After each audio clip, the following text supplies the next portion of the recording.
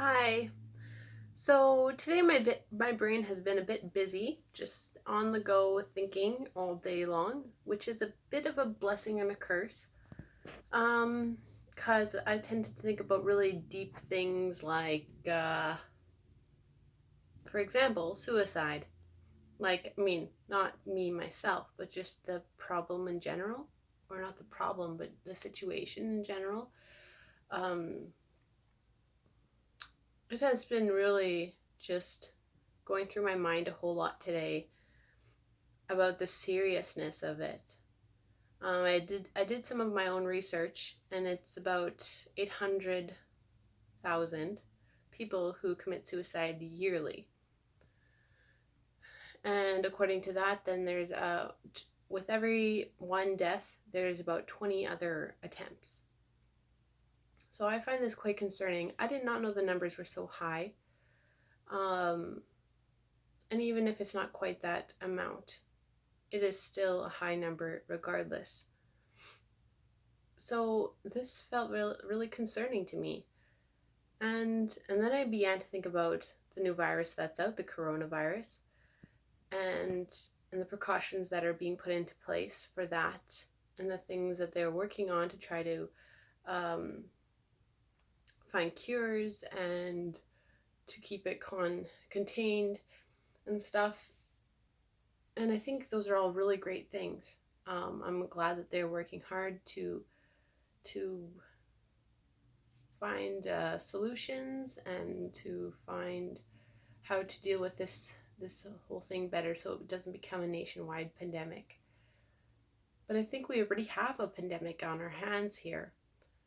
Um, with this number of suicides yearly, it's just crazy. This is a pandemic. This suicide that's happening constantly it's a great deal. It's not something to take lightly. If only we put out enough stress and information regarding suicide, maybe a lot more could be done.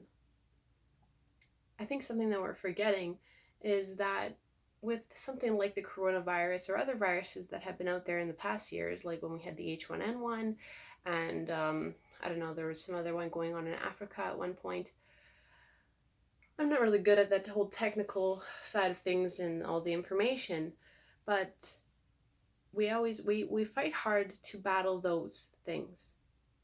But it seems like we're forgetting to fight hard enough to battle some of the mental illnesses that are going on, and to make awareness, to make it known that these things happen on a daily basis. With the number of suicides that are happening, there is one death every 40 seconds. Like this video, I've been recording for 3 minutes. Sorry, but I'm not terribly good at math, but that is over 10 deaths have happened within the time frame of this video.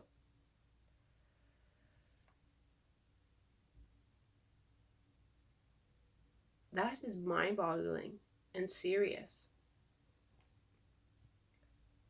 You know, things like the coronavirus and other viruses can spread through physical contact. So, like if I cough on my hand and I touch your hand and you touch your mouth, same with lots of other things like the flu and other viruses out there. So in that case, suicide is not, you cannot contract it from somebody. Like you cannot shake someone's hand and then feel suicidal. It's not the same idea, but in a way, it is still, we pass it along, but we don't pass it along with contact, with necessarily physical contact as you would with a flu or some sort of virus. Um, we pass it along through words and actions. Not to say that somebody who is suicidal passes it to somebody else so that they become suicidal. What I mean is, with the negative words that we speak to one another, in some cases, these are the causes of some of the negative thoughts that brew inside of our heads. So even if it's not just one word that somebody said to you or one sentence somebody said to you once, but I think it's a collection of words and actions that have been formed in our heads, and they make us feel down about ourselves. And they obviously, there's many other reasons why people feel suicidal, like including many mental illnesses, but I think we can reduce the risks and reduce the amount just by being kind, lending out your hand for somebody to hold, for somebody to grasp onto, asking a person if they need a hug when they're feeling sad. I know for me and myself, hugging doesn't come easily. I don't hug everyone I see, but you know what? Even offering a kind word, or maybe you're not good at compliments, but you could bring somebody a coffee in the morning.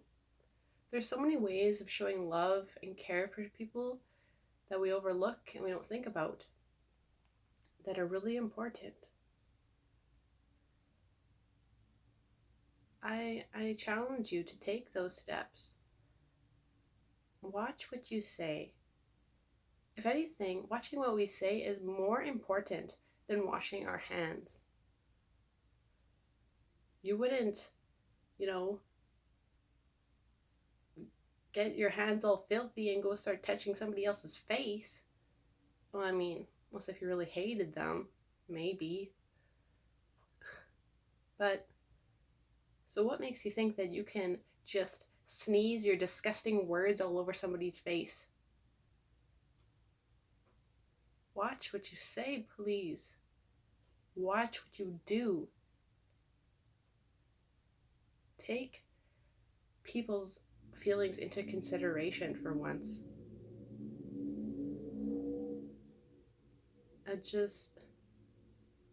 I know we all make mistakes, and it's bound to happen that you're going to say something you regret.